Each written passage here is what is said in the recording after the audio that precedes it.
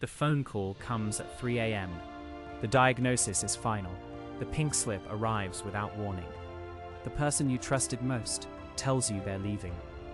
In these moments, the comfortable story you've been telling yourself about life dissolves instantly. Everything you thought was solid reveals itself as fragile, and you stand in the wreckage, wondering if you possess the strength to rebuild. The Stoics knew this territory intimately, not as philosophers in ivory towers, but as human beings who watched their worlds collapse and chose to forge something stronger from the ruins. Tonight, we explore what they discovered in the depths of devastation. The ancient Romans had a phrase, per aspera ad astra, through hardships to the stars. But they understood something crucial that we often miss. The hardships aren't obstacles on the path to greatness, they are the path itself.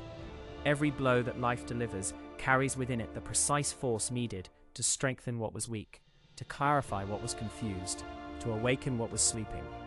This isn't optimistic thinking, it's practical psychology validated by 20 centuries of human experience.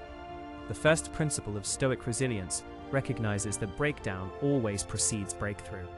Cato the Younger learned this when his political ideals crumbled around him as Julius Caesar seized power in Rome.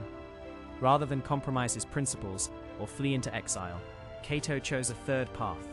He used the collapse of his external world to build an internal fortress that no dictator could breach. He wrote to a friend, "I would rather fail with honor than succeed through corruption." The external defeat became the foundation for a victory that outlasted Caesar's entire empire. When your job disappears, when your relationship ends, when your health fails, these aren't random punishments. They're invitations to discover resources you never knew you possessed. The second principle emerges from Musonius Rufus, who was exiled from Rome 3 separate times for his philosophical teachings. Each banishment could have broken him, but instead he used isolation to deepen his understanding of what truly matters.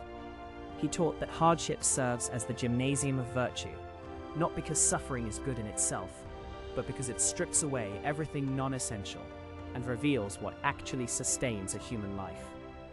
In exile, Musonius discovered that happiness doesn't require the approval of emperors or the comfort of familiar surroundings. It requires only the capacity to act according to your deepest values, regardless of external circumstances. When life removes your securities, you have the opportunity to build security from within, a foundation that travels with you wherever you go.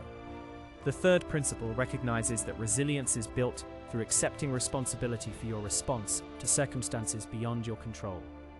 Seneca faced this test repeatedly as advisor to Emperor Nero, knowing that any day could bring his execution. Rather than waste energy on resentment or fear, he focused entirely on what remained within his power, his thoughts, his actions, his preparation for whatever might come.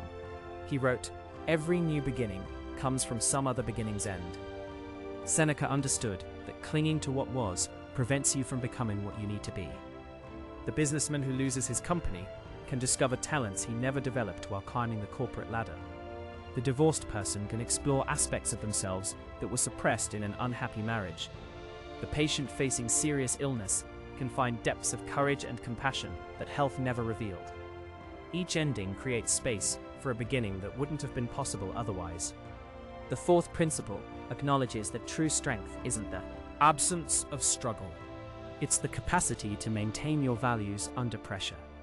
The Stoics called this preferred indifference, recognizing that while we naturally prefer health to sickness, success to failure, love to loss, our essential worth doesn't depend on which hand fortune deals us. This isn't passive resignation, it's active engagement with reality as it actually is, rather than as we wish it were. The person who understands this principle doesn't waste energy fighting unchangeable facts. Instead, they direct all their power toward the choices that remain available within those facts. The cancer patient who cannot control their diagnosis can still control their response to treatment. The unemployed person who cannot control market conditions can still control their daily disciplines and job search strategy. The grieving individual who cannot bring back their lost loved one can still choose how to honor that person's memory through their own actions. Power multiplies when it stops dissipating through resistance to unchangeable reality. The fifth and most transformative principle reveals that adversity serves as your personal trainer in the gymnasium of character. Just as physical muscles grow stronger only when subjected to resistance, psychological resilience develops only through facing difficulties that require you to extend beyond your current capacity. The Stoics didn't seek out suffering, but they recognized its educational value when it arrived uninvited.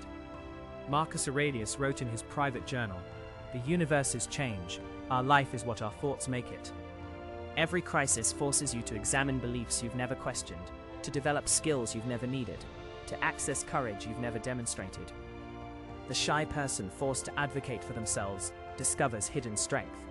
The controlling person who loses control learns to find peace in uncertainty. The prideful person brought low develops genuine humility and compassion. What feels like punishment reveals itself as preparation, training for a version of yourself that couldn't have emerged through comfort alone. This process isn't pleasant, but it's profoundly meaningful. The difficulty you're facing right now isn't evidence that life has abandoned you. It's evidence that life is investing in your development. The question isn't whether you'll face adversity. That's guaranteed.